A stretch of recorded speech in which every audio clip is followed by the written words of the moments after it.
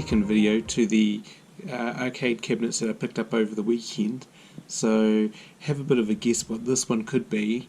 It's a weird one as well because it started its life as a different game, and before coming over to New Zealand it was converted to play another game, which generally was just changing its graphics on the sides and that. But as I pull away, you will see this is a Chase HQ arcade cabinet. A bit different to your usual one because it's got different decals here on the side. But I'll talk a bit about that in a minute. So this one also has a problem. I think it's the power unit, because when I switched it on and tested it, the 5 volts was coming up with 1 volt and the 12 volts were coming up with 9 volts. And by the time I was checking the minus 5 volts, it started to smoke. So I'm guessing that could be the main problem with this machine. Hoping that's all that's wrong with it.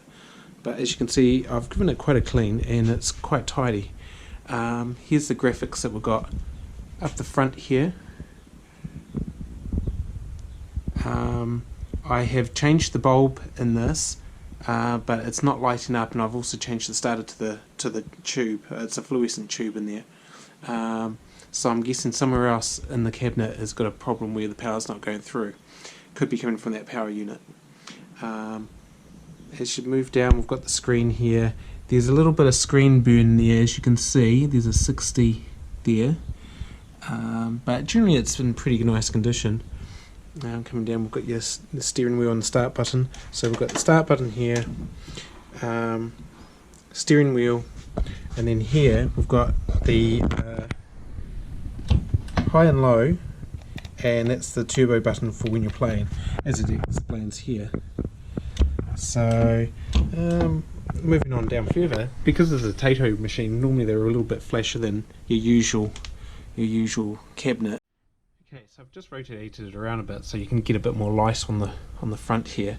So down here we've got the accelerator, and here's the coin box. I'm guessing the coins always hitting there when they came in. We were in a bit of a gap there, so I'll give that a bit of an oil, stop it from going rusty or anything like that. So that's that there.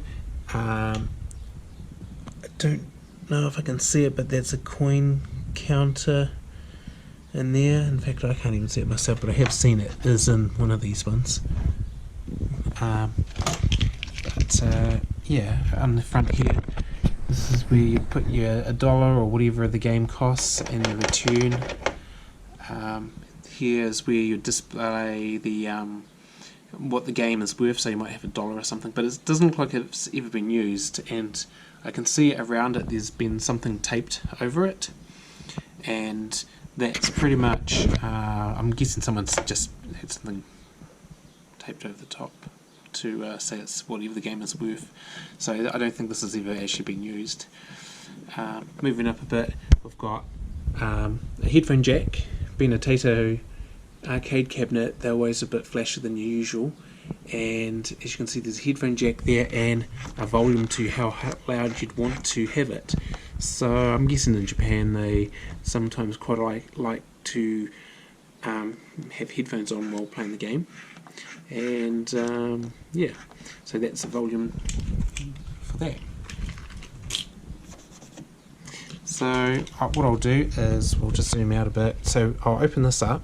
This square here is also can be opened up to access the main game board. So I'll just put the key in and open it up. So there's your coin mechanism. And if we poke our camera around here, you'll see, kind of see, there's some a volume knob. Volume knob, service switch, and this one says degaussing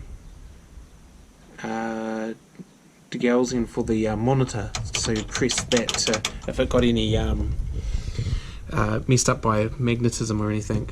So I'll just zoom out here. So what I'll do to get into this part, there's a switch there, and this opens up. There's a fan on here which is really close to the board. I guess it's supposed to make a bit of airflow. Okay, so I've got the light on now so we can see a bit better. So there's the power unit. This power unit uses the 12 volt plus 5 volts and the minus 5 volts. So I find that's the first arcade cabinet I've actually got that requires a minus 5. So I'll try and get another power unit in, but yes, when I was playing around with this it started to smoke a bit, so I decided that was probably more than enough to stop playing with it there. The game board is in this big metal cabinet, but it just looks like any other game board when it's pulled out. But I think the idea is you take it, when you've got to take it out to service the board, you'd pull it back through this hole that opens up. But just how they've got it laid out, all these cables get in the way, so you can't really do that. You've got to take the whole case out. So just saying again there, so the power switch is up under there, and I'll bring it around to have a look at the back now. But yeah, we'll be able to get a better view of these volume switches and that here too. Right, so I've got the back cover off, and this is looking directly into the back there. We've got the CRT. It's a bit dirty. I'm not going to touch much of it because I don't want to upset it and make it start to short out. I've had to replace a few CRTs over time, and just not having to do that is a lot better than mucking around with something and upsetting and then trying to find a replacement can be quite difficult. So yeah, it's quite dirty, but I'm just going to stay away from it at this stage. Moving down, we've got, so here's the back of the power unit. This is here the, as I say, the 12, 5 and minus 5, and then the game is actually in this box here. Again, it's just a generic looking, it's a double board game, but yeah, it just slides out through the front there. Going down here, we've got power lead there, and I can see here we've got a, what does it say, service outlet. So maybe if they're meant to be again serviced, you can plug in here for some power if you're working on the cabinet. I'm not actually too sure where, I haven't actually looked at much of this either, so there could be a problem here somewhere for that light that's at the top that's not working. So I'll look more into that later on, and I'd probably say that there is your that's the power assist unit for the CRT. I think I have to look at where the wires run to, but it's pretty. It's a bit more fancier than your usual because I've got the volume switches and counters, and the headphone jack is always a bit more fancier than the usual. In fact, I'll just get the light again so we can see. So yeah, that's the back of the headphone jack there. There's the switches for the volume and all that. This is the inside of that door. So you open up that one and reach through and clip the clip there. But yeah, it's kind of funny. It's got that fan. I guess it works to a point, but being right up against the door, I don't know how good the airflow is. But yeah, so this is kind of a interesting way of looking at it. This is the inside underneath the steering wheel, the gear stick, lever, steering wheel there, and that start button. Yeah, but I've also noticed that there is a fan up here that's not working. So again, it could be to do with the power not being connected up there. It was pretty clogged up, and I started to clean it out, and it's quite rusty. So I'll probably take that little metal mesh out and give it a clean and a paint and getting it all right again. but here's some proof that it is made in Japan, and the serial number. But yeah, that's how it is. So just looking at the side graphics here, Chase HQ. This is different graphics to the standard Chase HQ cabinet, so which got me quite curious, because that's like, this is the first one, and I can't see any other cabinet on the internet that has this graphic, unless it's a sit-down cabinet, which seems to have it. So I was a bit curious on that, and I realised that there's actually graphics underneath this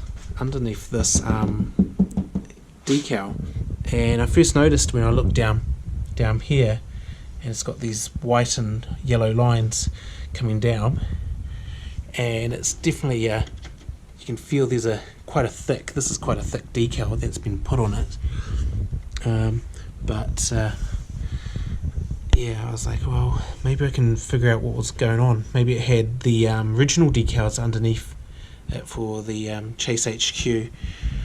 So, but yeah, it's sort of got, you can sort of see it all the way around. It runs, there's a change of colour here from yellow to white, and then up here as well. So yeah, it got me quite curious, and so I did a bit of searching online to see if there was any variation of this cabinet, or what that could be, and I couldn't come up with anything. So I generally did a Taito Google with any racing car games that they had at the time, and that did come up with some images of a different game, which I will show you here. So with a bit of Googling, this is what I came up with. So as you can see, this is definitely my cabinet with its original graphics on the side. The game is obviously Continental Circus, or in some regions Circuit. You can see the blue and the white stripes down the bottom, and then that colour change that runs around the top, as I pointed out before. This game was also used a 3D goggle, which came out above the screen there, and it had a seat you could sort of lean against and play the game as well. So this was quite curious to come across this and find this out. So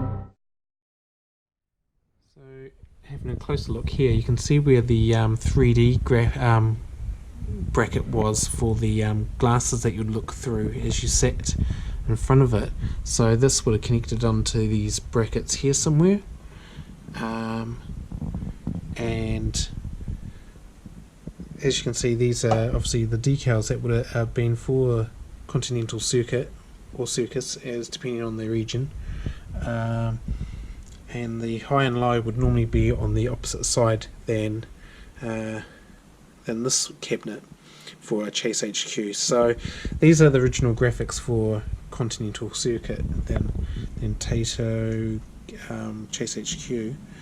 But yeah, obviously the cabinet's compatible, and it was changed prior coming to New Zealand. The guy I bought it off said that he bought it off the original owner who imported it, and as far as they both knew, they thought it was an original HQ cabinet, until I pointed out that that had that odd striping underneath the graphics, and the graphics wasn't the usual graphics you'd have on it. But nevertheless, it's kind of cool to work out some of the history on this. But yeah, sort of, it's a nice cabinet to have, and hopefully I can get it up and running. But yeah. So for now, I'll have to put this here until I get back to looking at this unit.